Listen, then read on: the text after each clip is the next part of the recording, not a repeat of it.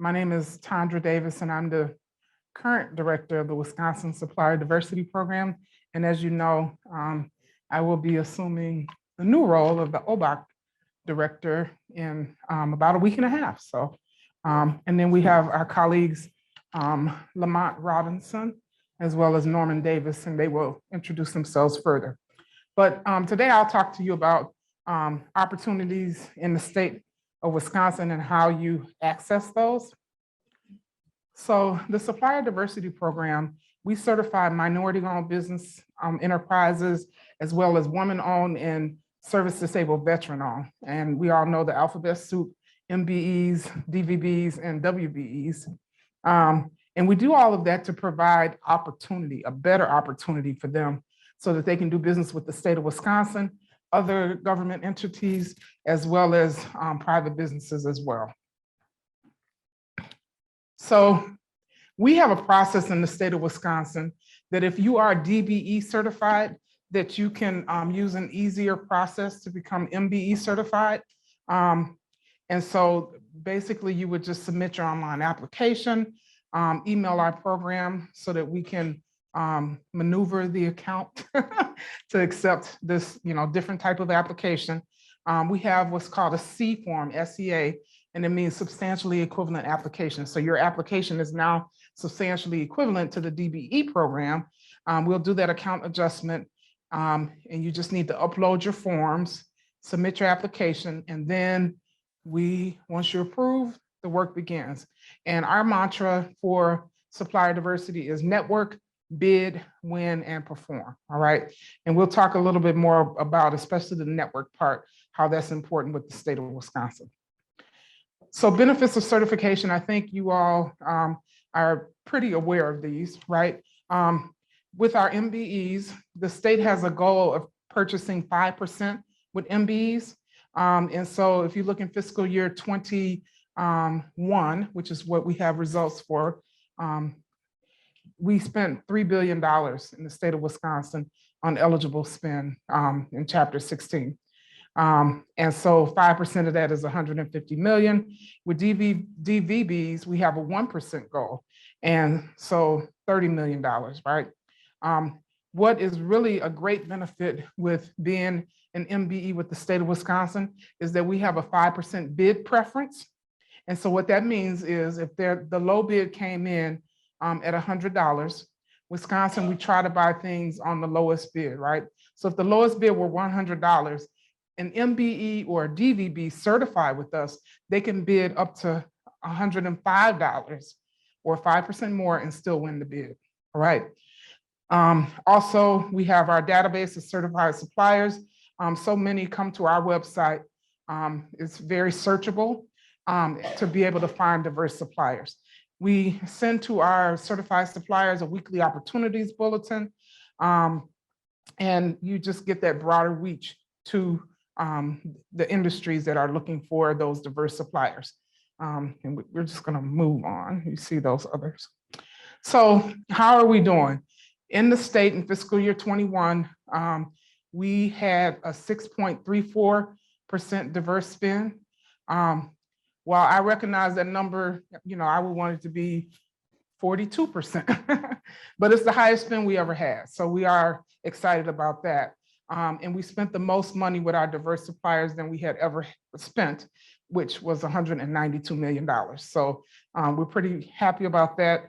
Our fiscal year 22 numbers are being verified, and it's looking promising in terms of the dollars spent with our MBEs and DVBs to be even more. We'll just say it that way. We'll let Governor Evers announce. So in our diverse spend calculation, we have construction, architecture and engineering, goods and services, as well as DOT State Highway Program. And we will let DOT State Highway, they've talked all day long about what their numbers are. So I'm just gonna focus on the first three. So when you look at our construction contracts with the Division of Facilities Development in the Department of Administration, the construction opportunities, they are listed, and if you are able to access the slide, you will. But all of our opportunities, I want to point out, and hopefully this will take us where we need to go. So if you go to our website, and I don't know if I'm gonna be able to, yeah, I can. The bidding opportunities, everything is here. That's a one-stop shop that we've tried to make easier for our certified suppliers rather than having to remember, oh, goods and services is here, architecture, engineering is here, construction, you can just come here and then you could look and see what the opportunities are. So now can you take me back? Yeah, you can just exit on the big screen. Exit on the big screen. Yeah. I thank God that you're here. All right. So that's how you access our construction and any of the other. Go left. Oh, I got it. Yeah. All right, we got it. All right. So how the construction contracts work with the state of Wisconsin? We have what's called single prime subcontracting. It's not on our projects that are less than 300,000. Less than 300,000, prime contractors, they can submit their bid using their own selected subcontractors, right? But when there are projects that are greater than $300,000, those primes, GPCs, they have to use the MEP subcontractor process, which the bids are let to find what the subcontractors are. So they go with the lowest bid on the subcontractors, add them to the overall contract, and then have GPCs bid on that with those subcontractors already identified. So that is how the process works. And so there's like a 2-week gap between when the MEPs are chosen and when the bid is due for the general prime contractors. With architecture and engineering, again, you can go to the Supplier Diversity website to find the opportunities. But I would say this process is the most subjective of them all. So we have small projects that if it's up to $300,000, the agencies, they can just select whomever they like, right? It's no real bid process. And so that's why I say a part of our mantra is networking, right? So you need to know, and more importantly, the agencies need to know what business you're in and what you're able to do, right? What your capabilities are. We have over around 60 agencies in the state of Wisconsin. So there's a lot of them. And each of them have their own purchasing agents. So not one person is an expert on what each agency is letting. Then we have our monthly projects between 300,000 and 7.4 million. And it's simply called monthly just because they let these about every month. And so with those, what they have the contractors do is submit a letter of interest. And when they submit that letter of interest, they review it, and then they have a selection committee, and they decide who will get the contract. So that's why I say it's very, very subjective. We're very thankful that Supplier Diversity now has representation on that committee, and we were able to help move the number from not meeting goal to really over doubling the number. So it went from roughly about 3.4%. And so now we're currently at 7% in terms of the diverse spend on the architecture and engineering contracts.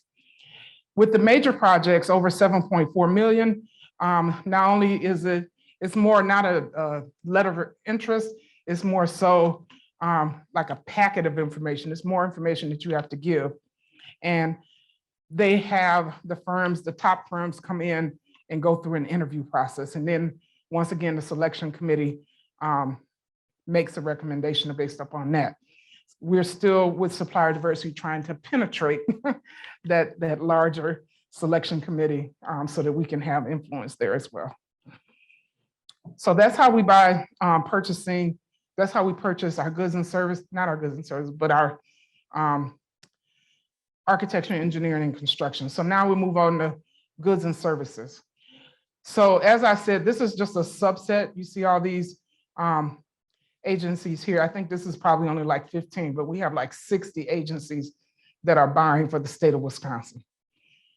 And what are they buying? These are the top 10 categories.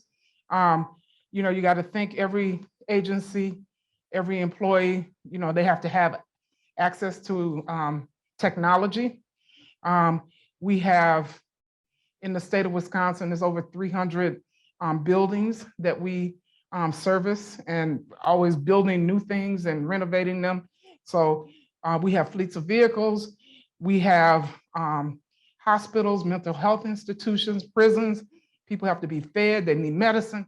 So these are like the top areas of spend. And so the state, what's important to know is that when it's less than $5,000, with the state of Wisconsin, anyone who has purchasing power, they can do what's called a best judgment. And so with that, they don't have to consult anyone. They can just go and spend the money if it's, so there's no competition, right? So that's why networking, letting the agencies know that you're out there and what products you have and how you can help them, right? When it's $5,000 to $50,000 though, we do what's called a simplified bid. And once again, this is a networking opportunity, because with a simplified bid, they have to get a minimum of 3 quotes, right? And they can post it online and make everyone aware of it, but they don't have to. It's not required. But those 3 quotes that they get, it has to be from people that they know or who are in the industry. So once again, you can see how networking can be a big part of this, right? When it is greater than $50,000 though, that's when we have to go to a formal process. Either it's going to be a bid, you know, these are all the things we need. How much can you, how much will you charge us to do it? Or it will be a proposal, which is based upon points. These are all the things that we're wanting to do these things. We're not sure kind of how we would do it, but how would you do it? And then they will score the points. In any case, in the simplified bid and the RFP, RFB process, that the 5% preference is applied. So with goods and services, to find what those opportunities are, we have 2 systems. One is used by UW and one is used by the state of Wisconsin. Each supplier is with the state. And again, I told you to go to our website. You'll find it's supplierdiversity.wi.gov. You can find all of these opportunities. It's important to note that anything with the UW though, it is not an electronic process always. A lot of things are online.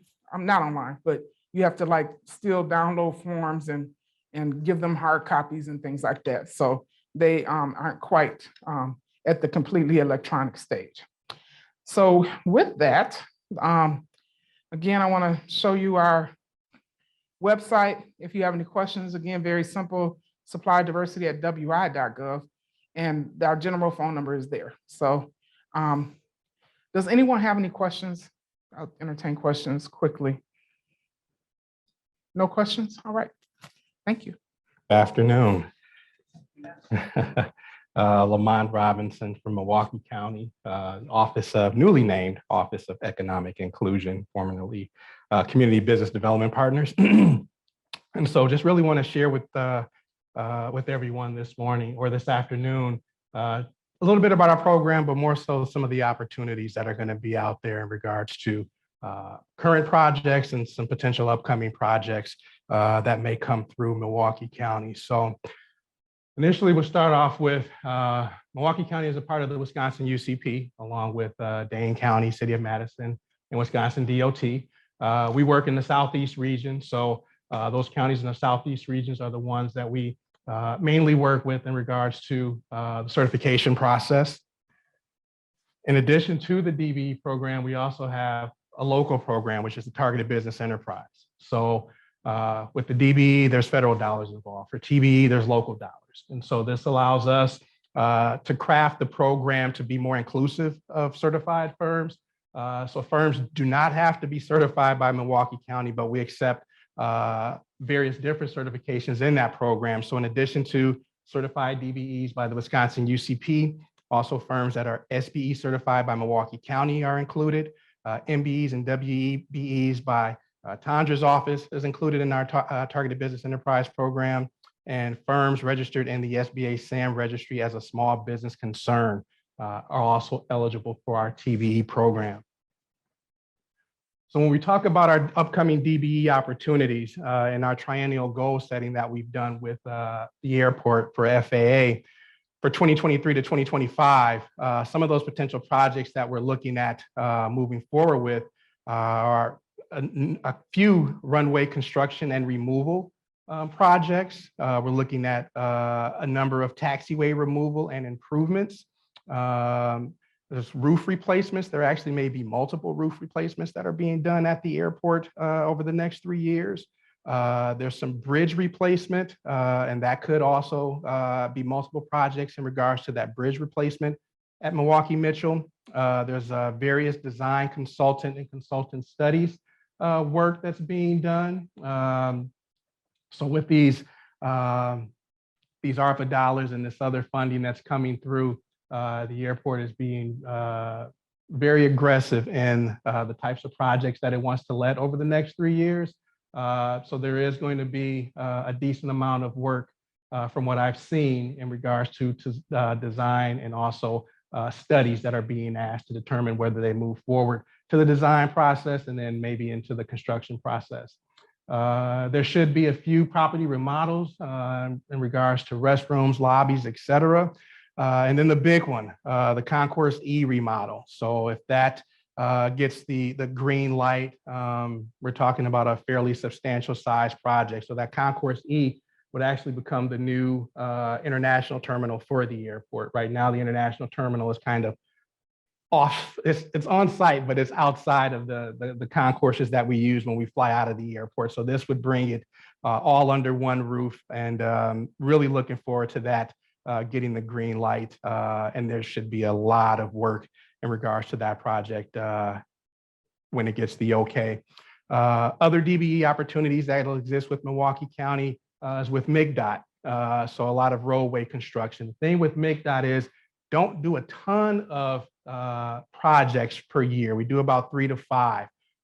We do a lot of work with DOT on their projects, but as far as projects that are coming out of Milwaukee County, do about 3 to 5. But there is DBE opportunities on those projects. And parks. There's decent opportunity with parks.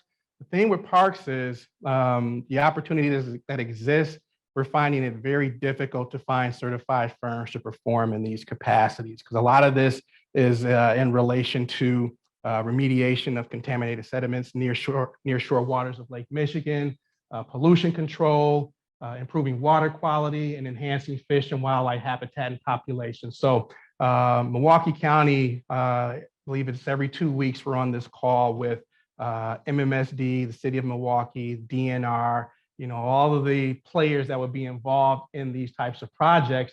And we're constantly bouncing things off of each other to figure out how do we increase opportunity for small businesses? How do we get small businesses prepared for these opportunities? Even on the workforce, how do we get the laborers available to produce on these projects? Because again, they're so specific and specialized. It's not like they can take the work from this and then apply it to a construction project or some other DBE project. So the challenge is, how do we get those people into the workforce?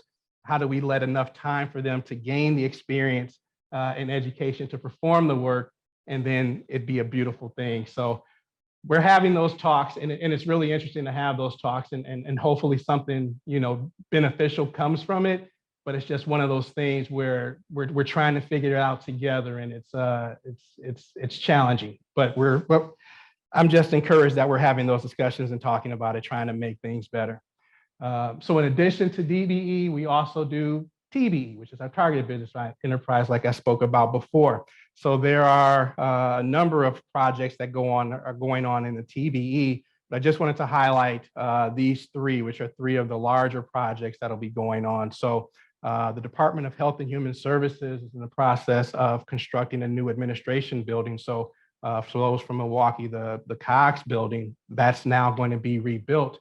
So phase 1 bidding or proposals are due, I believe in less than 2 weeks. We had a pre-bid meeting a few weeks ago. And so that's coming up. Now, there will be a second phase to this and potentially a third phase.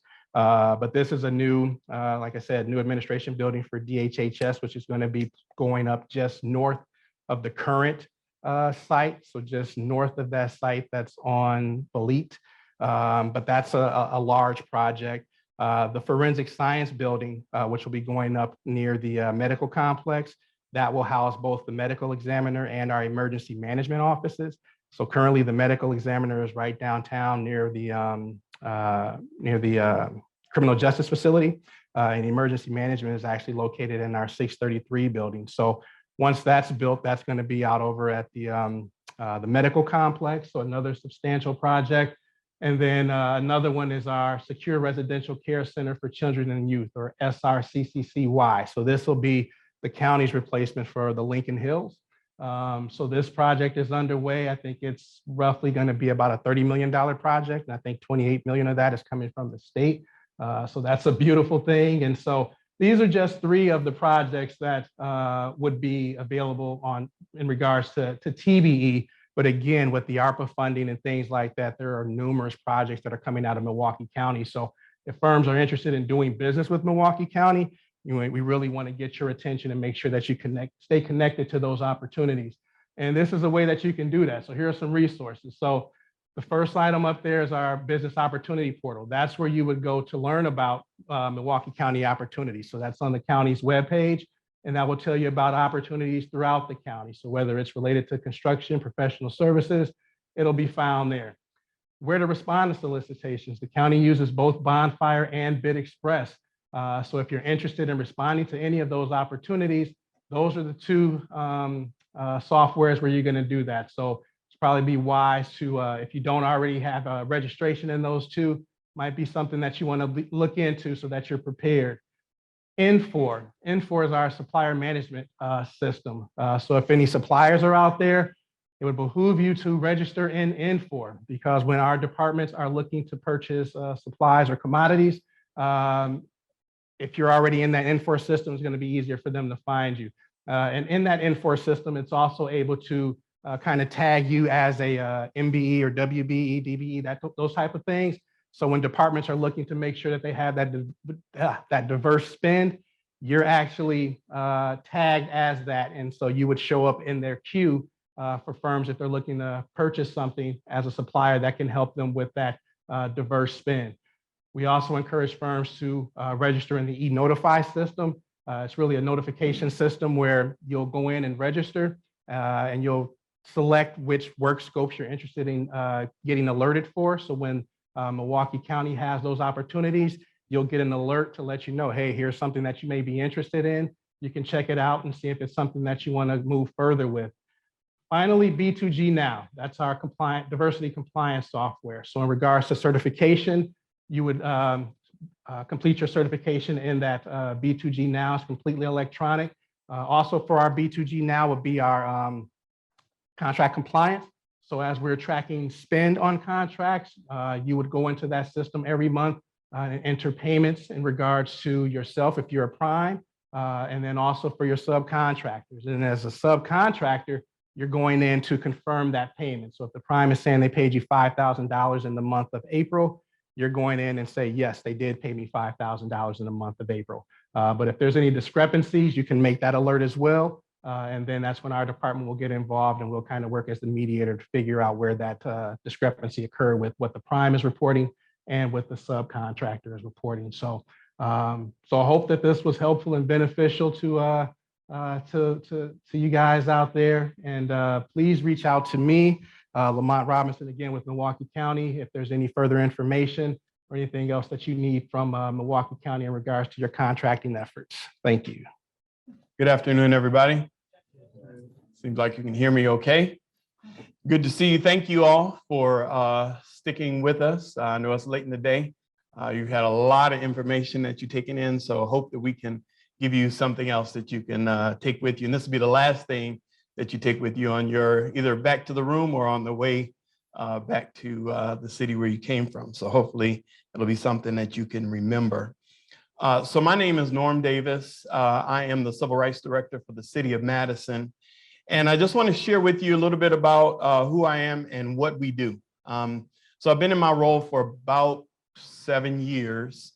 I've been with the city for about 20, actually this month, it'll be 22 years. And it's always been in the realm of civil rights. Started out as an employee within the Affirmative Action Division. My first role at the city was contract compliance officer. So all of the things that you've been hearing about today, whether it relates to contract compliance, whether it relates to workforce diversity, everything. And so our role now has really expanded within the department. So we have 3 distinct divisions within the Department of Civil Rights. We have our Equal Opportunities Division, which takes complaints from individuals in the community, whether it be related to public accommodations, housing, or employment.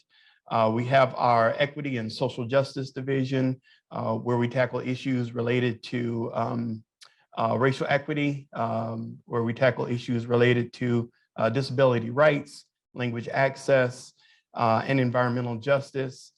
And our Affirmative Action Division, which I'm going to spend most of the time talking about the work that's done there, which includes our own internal hiring policies, how we make sure folks have good access to city jobs, and also how we make sure that individuals have good access to contracting opportunities with the city. Our work has been for many, many years, the underpinnings of our work is regulation and compliance. You heard today about 49 CFR Part 26. You might be able to repeat that after you leave here today, knowing what that is. We have Madison General Ordinances, Chapter 39. All of these regulations are the underpinning and have been for decades of what we do.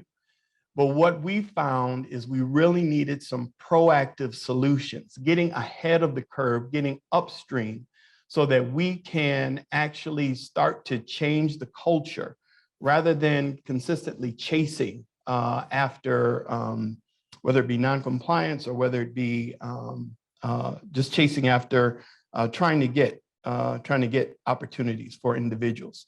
And some of those things are things that you see here, building relationships with developers and or contractors, building relationships and forging pathways for opportunities for individuals to have opportunities.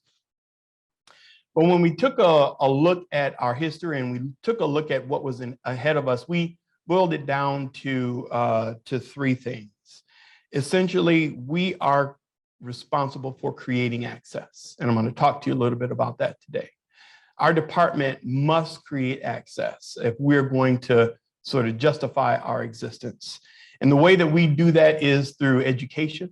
We have to come to events like this, go out to events in the Madison community, even broader, and educate folks about what their rights are, what their responsibilities are, how to take advantage of opportunities with the City of Madison. And we do it through accountability. We'll never be out of the role of being the ones to check. Somebody has to check. All the reports and compliance and payroll and all of that, somebody has to check that. And that's going to continuously be our responsibility. So we're very proud of the work that we do, and we're dedicated to that work. I didn't want to get too far into what I have to say today without acknowledging our partners, the state of Wisconsin Department of Administration, Milwaukee County, Dane County, who is not represented here today, and certainly WisDOT. Really cherish the relationships that we've had for many, many years. I think we signed, if I'm not incorrect, I think we signed the Unified Certification Program 20 years ago this year. I think it was 2003 that we actually signed that agreement. And so we've been 20 years in this relationship with WisDOT and our other UCP partners. So I'm really appreciative of that. So contracts, I know that's what you're here to learn about. So we have public works contracts in the City of Madison, and we have everything else, is sort of the way that we've always defined things. So public works, as you know, are those that infrastructure, those facilities that are owned by the government entity, owned by us, the City of Madison. And our Public Works website houses all of those opportunities. You can also find them on Bid Express. And those are also going to be recorded in the CIP, in the Capital Improvement Plan. And so you can get a sense of what's ahead, assuming that everything moves forward on schedule. You can get a sense of what projects are coming up in which years for public works projects. And we have everything in our public works from building new streets, bike paths, reconstruction, pedestrian bridges, crack repair and chip sealing, sidewalks, structure repair of some of our existing buildings, remodeling of our buildings. And every now and then we build a new building. Sometimes we need a new fire station. Sometimes we need a new police station, or perhaps a new library. There is currently a large library construction project that is in the phase to be designed over on the east side of Madison. And so that's an exciting project that we really want to make sure that you're aware of. Our library director is very, very committed to equity and social justice and wants to make sure that there's good community voice in the project, but also good diversity among the design team and the contractors building the new library. And so that's just a sampling of the different public works projects that we have. But really the public works, feature project is BRT. Is Bus Rapid Transit in the City of Madison. And so that's where we will find a lot of the disadvantaged business enterprise opportunities. All of our public works projects carry what we call a small business enterprise goal. If there's not federal funding, obviously a lot of the BRT funding has, a lot of the BRT projects have federal funding. And so you will find lots of opportunities there for disadvantaged businesses.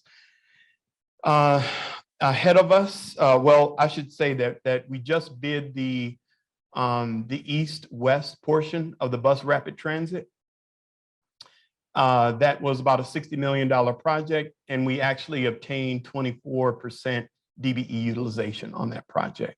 So something that we're very, very proud of. It is the largest public works project that the City of Madison has bid. So very, very proud of that utilization. But as someone said, we're not going to stop there. We want to continue to build on that success. So in front of us, we have about $40 million, over $40 more million in opportunities, a lot of it related to the BRT. So there is phase 3 construction that is valued around $10 million. There's a side path construction project valued around $3 million. Signal priority. So as you know, with Bus Rapid Transit, the buses get signal priority, meaning they can move ahead of traffic. That's about a $2 million project. There's a Hanson Road construction project valued around $15 million. The North-South BRT design contract. So of course we need the design before we build the construction. That's going to be, that's estimated around 8.5 million. And then there's an electric bus chargers. All those new fancy electric buses have to be charged. And so that project is going to come in, well, I'm sorry, it's estimated to come in around $5 million. So as you can see, there's lots of opportunities for DBEs, and a lot of that work will be let through or bid, I should say, through our Madison Metro. But it will, those will be public works projects. In addition to public works projects, we also have non-public works projects within the City of Madison. And these are oftentimes projects, and these are construction projects that get some form of city financial assistance, whether it's TIF or some other funding mechanism that the City of Madison has. I'm sorry, taxes, TIF is tax incremental financing. And so Now and again, developers come to the city for assistance in putting together their funding package for their project. And if the City of Madison contributes toward the project, then that developer has to adopt our rules for their project, which includes work site diversity for their employees. So folks working on the project, we have work site diversity goals. We also have affirmative action plans that we collect as an organization. We review, we scrutinize, and we require correction if need be for those affirmative action plans. There's no check in the box. We want to make sure that the workforce of those vendors that we hire is reflective of our community. And so those are, in addition to those requirements, we also have targeted business goals. So we have actually 5 programs within the City of Madison, and depending on the funding source, there may be one or multiple programs that can apply to a project. So obviously, if it's United States Department of Transportation, DBE program applies. If it's U.S. Housing and Urban Development, then DBE can apply, minority women-owned business certifications can apply. And then if there's no federal funding, there's just our local small business program. I forgot, there is another federal program, it's called Section 3.